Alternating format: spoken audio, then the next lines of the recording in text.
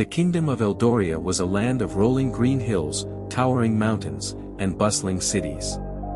Its people were proud and prosperous, their lives enriched by fertile farmlands, thriving trade routes, and a monarchy that had ruled with wisdom and strength for generations. At the heart of Eldoria stood the grand capital city of Lyrath, a sprawling metropolis of marble towers, cobblestone streets, and a palace that gleamed like a jewel under the sun. King Alaric and Queen Leora were beloved rulers, known for their fairness and dedication to their people.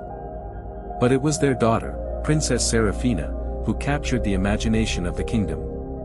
From a young age, Seraphina had been groomed not just to wear a crown, but to wield it with authority. She was taught diplomacy, economics, and the art of war. Her tutors marveled at her quick mind, her ability to absorb knowledge like a sponge, and her fierce determination to excel in every task set before her. By the time she turned 21, Seraphina had become a figure of legend. Her beauty was the subject of songs, her wit the topic of courtly gossip, and her skill with a sword the envy of even the most seasoned knights. But beneath her radiant exterior lay a restless spirit. Seraphina was not content to be a mere figurehead, she longed to prove herself, to lead, to make her mark on the world. The Autumn Masquerade Ball was an annual tradition in Eldoria, a night when the palace gardens were transformed into a wonderland of lanterns, music, and laughter. Nobles from across the kingdom and beyond gathered to celebrate the harvest season, their masks adding an air of mystery to the festivities.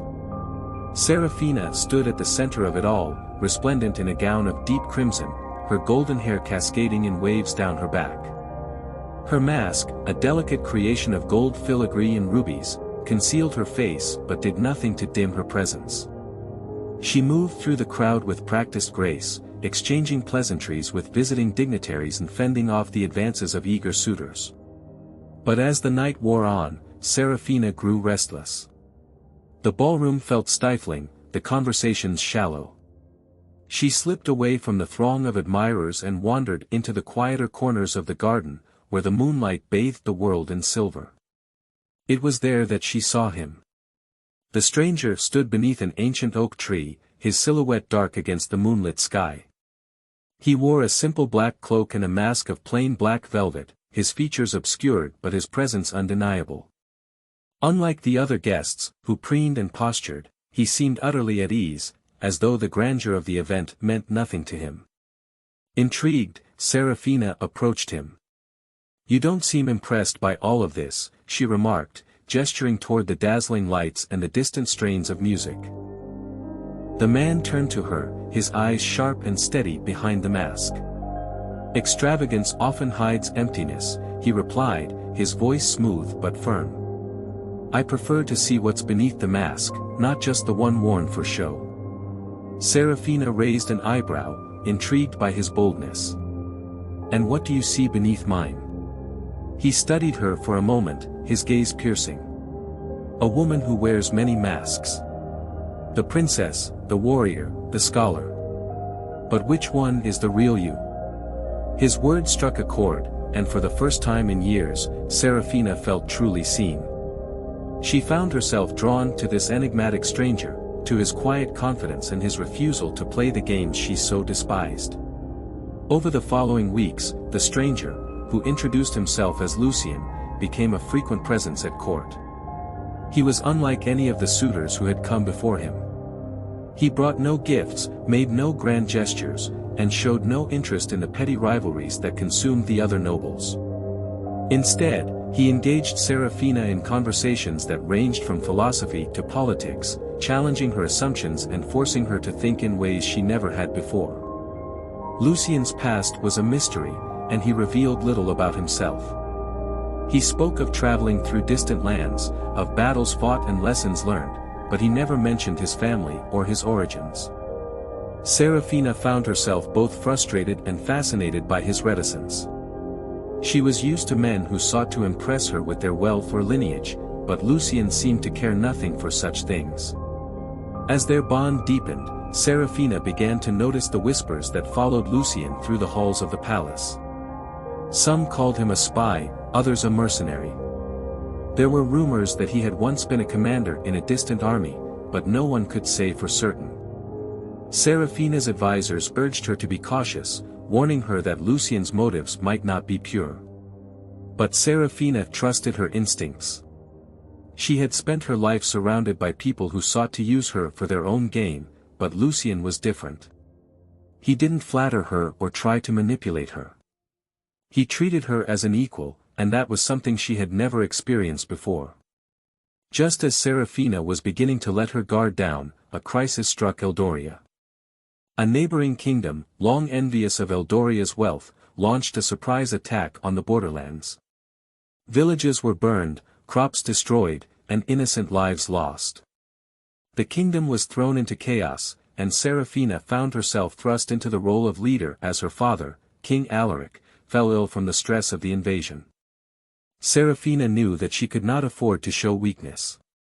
She rallied the army, devised strategies, and worked tirelessly to protect her people. But the weight of responsibility was heavy, and she found herself longing for someone she could trust, someone who understood the burdens she carried. Lucien, ever the quiet observer, stepped forward. He offered his expertise in military strategy, his calm demeanor a stark contrast to the panic that gripped the court. Together, he and Serafina worked to turn the tide of the war, their partnership growing stronger with each passing day. But as the conflict raged on, Serafina began to suspect that there was more to Lucien's involvement than he was letting on. His knowledge of the enemy's tactics was uncanny, and there were moments when she caught him staring at the horizon with a look of deep sorrow. The war had raged for months, and Eldoria was bleeding. Villages along the border were reduced to ash, and the once thriving trade routes were now choked with the debris of battle. Serafina stood on the balcony of the war room, her hands gripping the stone railing as she stared out at the horizon. The moon hung low, casting a pale silver light over the kingdom she was fighting to protect. Her mind was a storm of strategy and doubt, but one thought kept returning to her: Lucien. He had been her rock throughout the chaos, his calm demeanor and sharp mind guiding her through the darkest moments. Yet, there was something about him that she couldn't quite place: a shadow in his eyes, a hesitation in his words. She had tried to ignore it, to focus on the war, but the questions gnawed at her. Who was he, really? And why had he come to Eldoria? That night, she found him in the palace gardens, standing beneath the ancient oak tree where they had first spoken. His cloak billowed gently in the breeze, and his mask of calm was firmly in place. But Serafina was done with masks. Lucien, she called, her voice cutting through the stillness. He turned to her, his expression unreadable. "Who are you, really?" she demanded, stepping closer. "Why are you here?" For a moment, he said nothing. The silence stretched between them, heavy with unspoken truths. Then, with a sigh, Lucien removed the black velvet mask he had worn since the night of the masquerade ball. His face was sharp and angular, marked by the faint scars of a life lived in battle. His eyes, usually so steady, now held a flicker of vulnerability. "I was once a commander in the army of our enemy," he admitted, his voice low but firm. "I fought for them, believing in their cause. I thought I was serving justice, protecting the weak. But over time, I saw the truth. Their greed, their cruelty, it consumed everything. They didn't care about justice or the people. They only wanted power." Serafina's breath caught in her throat. She had suspected many things, but this was beyond anything she had imagined. Her mind raced, torn between betrayal and the memory of everything Lucien had done for her kingdom. "Why did you come here?" she asked, her voice trembling with a mix of anger and confusion. Lucien stepped closer, his gaze unwavering. "Because I couldn't stand by and watch them destroy another kingdom. I left their army, vowing never to return. But when I heard of their plans to attack Eldoria, I knew I had to do something. I came here to help, not as a spy, but as someone who wants to atone for his past." Serafina's heart pounded in her chest. She felt betrayed, yet at the same time, she understood. Lucian had risked everything to help her kingdom, to protect her people. He had proven his loyalty time and time again, even when it meant facing his own demons. "You should have told me," she said softly, her anger giving way to a deep sadness. "I wanted to," he replied. "But I was afraid. Afraid that you would see me as the enemy. Afraid that I would lose the one person who has ever truly seen me for who I am." Serafina looked into his eyes and saw the pain he had carried for so long. She realized that his secrets were not born of malice, but of shame and regret. And in that moment, she knew that she couldn't turn her back on him, not when he had stood by her through everything. "You're not the man you were," she said finally. "You've proven that. And I won't let your past define you." Lucian's shoulders relaxed, as if a great weight had been lifted. "Thank you," he whispered, his voice thick with emotion. The war tested Serafina and Lucian in ways they could never have imagined. Together, they faced betrayal, loss, and moments of despair that threatened to break them. But through it all, they stood side by side, their bond growing stronger with each challenge they overcame. One of the darkest moments came when a trusted general, Lord Cedric, betrayed Eldoria. He had been secretly feeding information to the enemy, hoping to seize power for himself. When his treachery was discovered, it nearly shattered Serafina's faith in those around her. But Lucian was there, reminding her that not all men were driven by greed. Together, they exposed Cedric's plot and brought him to justice, but the cost was high. The betrayal left scars on the kingdom and on Serafina's heart. As the war dragged on, Lucian's knowledge of the enemy's tactics proved invaluable. He devised daring strategies that turned the tide of battle, but each victory came at a price. Serafina watched as he wrestled with the guilt of using his past against his former comrades. She saw the toll it took on him, the way he would retreat into himself after each battle, haunted by the lives he had once fought alongside. One night, after a particularly brutal skirmish, Serafina found Lucian sitting alone by the campfire. His face was shadowed, his hands clenched into fists. "Talk to me," she said, sitting beside him. "You don't have to carry this alone." Lucian looked at her, his eyes filled with pain. "I thought I could leave my past behind," he said. "But every time I raise a sword, I'm reminded of who I was. Of the blood on my hands." Serafina reached out and took his hand, her touch gentle but firm. "You're not that man anymore. You've chosen a different path, and that's what matters. You've saved countless lives, Lucian. You've saved me." Her words seemed to reach him, and he leaned into her, his head resting against hers. In that moment, they found solace in each other, their connection deepening as they shared their burdens. Days turned into weeks, and the battles grew fiercer. The enemy had become desperate, resorting to cruel tactics. Lucian's strategic brilliance shone brightest in these moments, though each calculated risk weighed heavily on him. Serafina, now often at his side not just as a ruler but as a warrior, witnessed his strength and vulnerability alike. She began to understand the complex layers of the man who had once stood silently in her court. Late one evening, after a narrow escape from an ambush, Serafina walked with Lucian through the makeshift encampment. The air was thick with the scent of smoke and sweat, the moans of the injured echoing faintly. They stopped near a cluster of tents where the healers worked tirelessly. "These people believe in us," she murmured, her gaze sweeping over the camp. "But I fear they may lose hope if we falter." Lucian met her eyes. "They won't lose hope," he said firmly. "Not as long as you stand before them. You are their beacon." She shook her head. "Not just me. They look to you as well." For a moment, silence stretched between them, filled only by the distant crackle of flames. Then, almost imperceptibly, Lucian's expression softened. "When this war is over," he said quietly, "what will you do?" Serafina considered the question.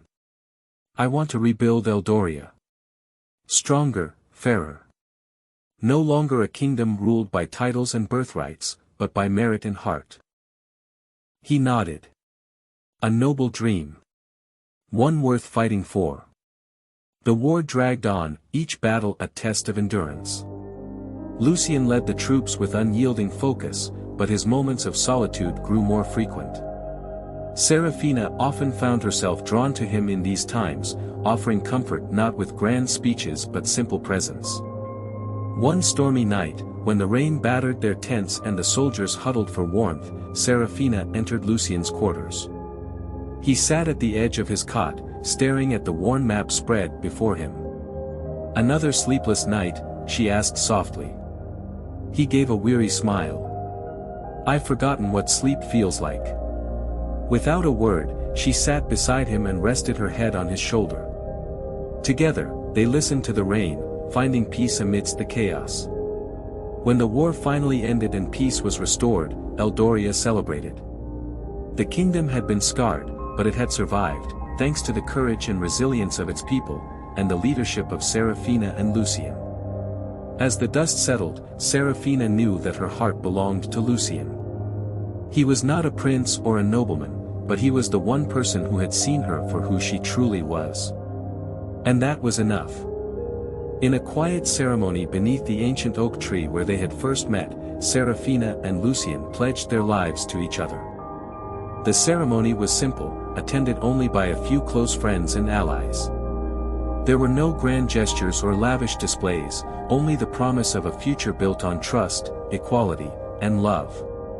As they exchanged vows, Serafina looked into Lucien's eyes and saw the man who had challenged her, supported her, and stood by her through everything. She knew that their love had been forged in the fires of war, tempered by trials and strengthened by their shared resolve. "I choose you," she said, her voice steady and sure. "Not for your title or your wealth, but for your heart. For the man you are." Lucien smiled, a rare and genuine expression that lit up his face. "And I choose you," he replied.